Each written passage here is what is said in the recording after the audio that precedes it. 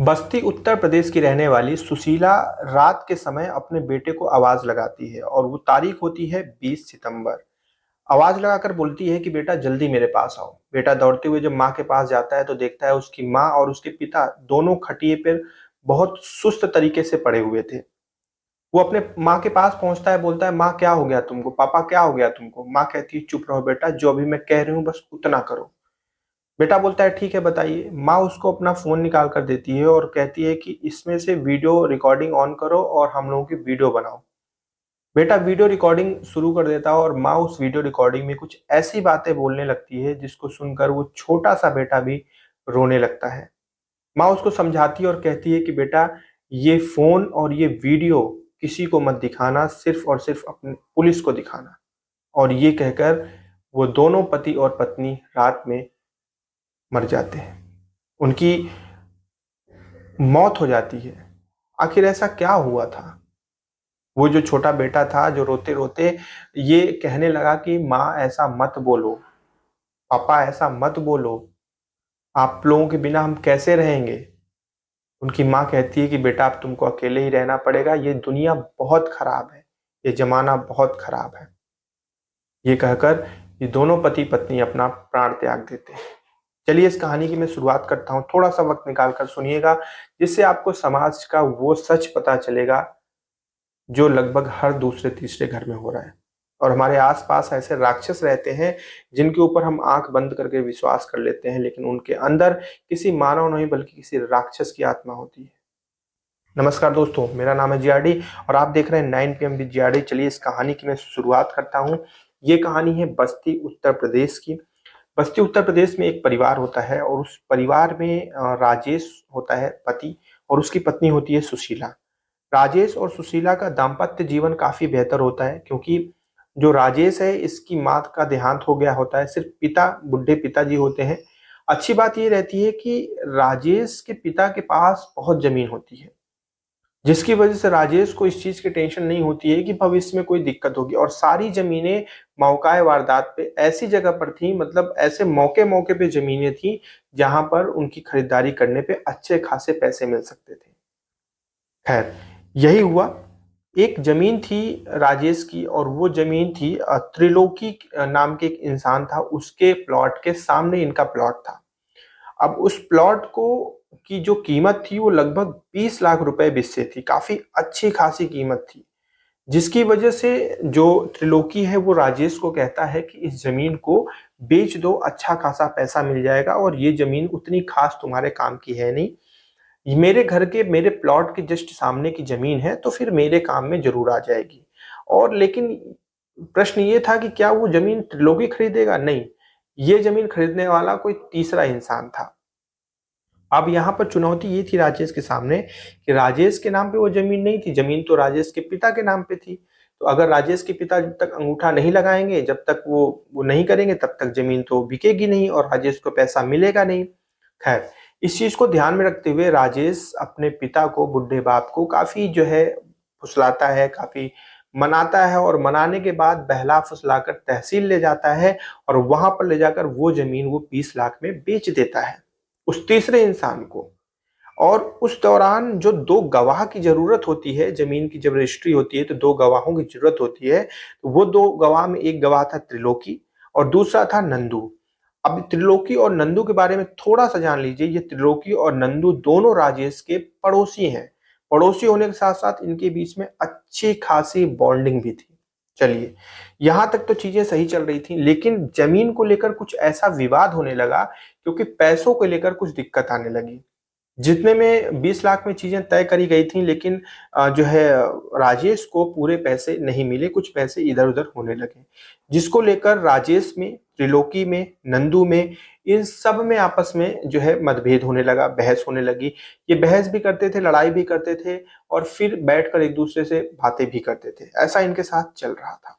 लेकिन होता कुछ यूं कि 20 सितंबर की तारीख होती है और 20 सितंबर को जो है त्रिलोकी और नंदू राजेश से कहते हैं कि आज हम खाना तुम्हारे यहाँ खाएंगे, खाना खिला दो।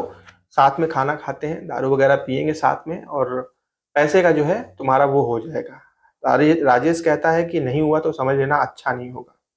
है 20 तारीख को, और त्रिलोकी और नंदू दोनों जो है राजेश के घर में पहुंचते हैं। वहां पर जाने के बाद ये लोग खाना भी खाते हैं और दारू भी पीते हैं एक रूम में बैठ के, जिसमें राजेश, नंदू और त्रिलोकी तीनों उपस्थित होते हैं।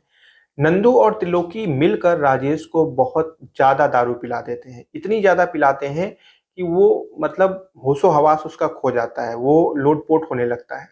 इस दौरान जो राजेश की पत्नी है सुशीला, वो दूसरे कमरे से निकलकर उस कमरे में आती है जिसमें ये तीनों मौजूद होते हैं, और वहां पर आने के बाद वो देखती है कि राजेश की हालत काफी खराब है, तो उसे उठाकर वो खटिया पर लिटाती है। और इसके बाद कुछ ऐसा होने लगता है जिसकी उम्मीद कभी किसी ने नहीं की होगी, क्योंकि अभी तक कहानी सुनने के बाद आप भी नहीं समझ पा रहे होंगे कि आगे क्या होने वाला है। आगे इतना अनैतिकता होने वाली है जिसने हर एक सीमाओं को उल्लंघन कर दिया, हर एक सीमा को पार कर दिया, क्योंकि वहां पर उपस्थित लोकी और नंदू, इन दोनों का माइंडसेट चेंज हो जाता है। इन दोनों के अंदर एक शैतानी दिमाग आ जाता है, एक जो है हत्यारों वाला दिमाग आ जाता है, एक कुकृत करने वाला दिमाग आ जाता है, जिसकी वजह से ये दोनों के दोनों जो है, जो पत्नी होती है सुशीला, उसके ऊपर टूट पड़ते हैं। सुशीला कुछ समझ पाती इससे पहले ये दोनों मिलकर सुशीला को पकड़ लेते हैं, और सामने ही सुशीला का पति राजेश अपनी आंखों से सारी चीज देख रहा होता है, लेकिन वो दारू के नशे की वजह से इतना बेबस होता है कि वो उठकर कोई भी जो है बचाव अपनी पत्नी का नहीं कर पाता। और ये दोनों, त्रिलोकी और नंदू, राजेश के सामने ही राजेश की पत्नी सुशीला का बलात्कार करते हैं, अनैतिक शारीरिक संबंध बनाते हैं, और बनाने के बाद फिर जो है जब उनका काम हो जाता है तो फिर उठकर वो चले जाते हैं। अब ये जो वाक्यांश हुआ, ये सुशीला के दिमाग में घर कर गई, उसके दिल में इतना बुरा आघात लगा कि उसके पड़ोस के ही रहने वाले दो इंसानों ने उसके साथ अनैतिक कृत्य किया। इसके बाद जब राजेश होश में आता है, और उसने अपनी आंखों से सारी चीजें देखी थी, लेकिन वो उस वक्त करने में कुछ भी बचाव करने में बेबस था, क्योंकि दारू का नशा इतना ज्यादा था कि वो नहीं समझ पा रहा था। लेकिन जब वो होश में आया तो वो खुद से नफरत करने लगा, वो नजरें नहीं मिला पा रहा था अपनी पत्नी से। और ये दोनों दंपत्ति आपस में इतना टूट गए, इतना बिखर गए कि इनको लगा कि अब इनका कुछ नहीं बचा है, अब इनको जीने का कोई मन नहीं है।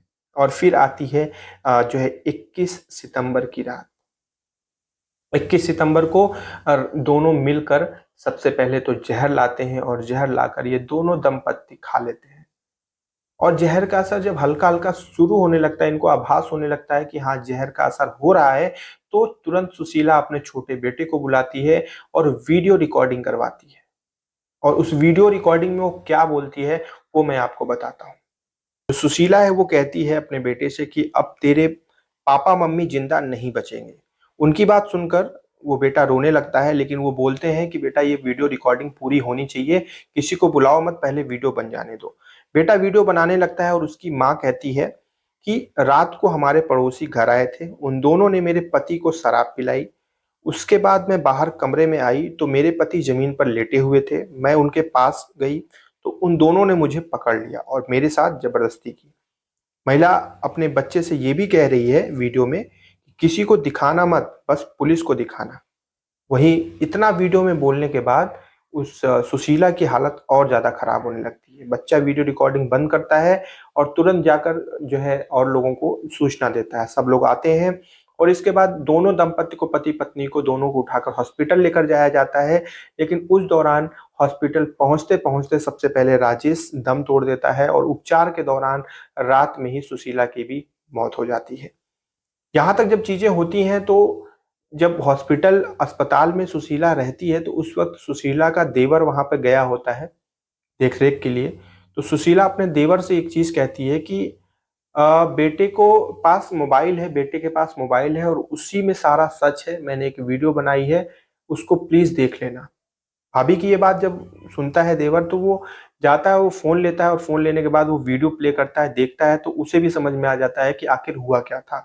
और इसके बाद उस वीडियो को पुलिस को दिया जाता है, और पुलिस उस वीडियो के आधार पर त्रिलोकी को और उस नंदू को जो है गिरफ्तार करती है। लेकिन जो नंदू है उसे नाबालिग माना जाता है, उसकी उम्र 18 साल से कम होती है तो उसे बाल सुधार गृह में भेज दिया जाता है, लेकिन इधर तुर्लुकी के खिलाफ जो है कार्रवाई शुरू हो जाती है।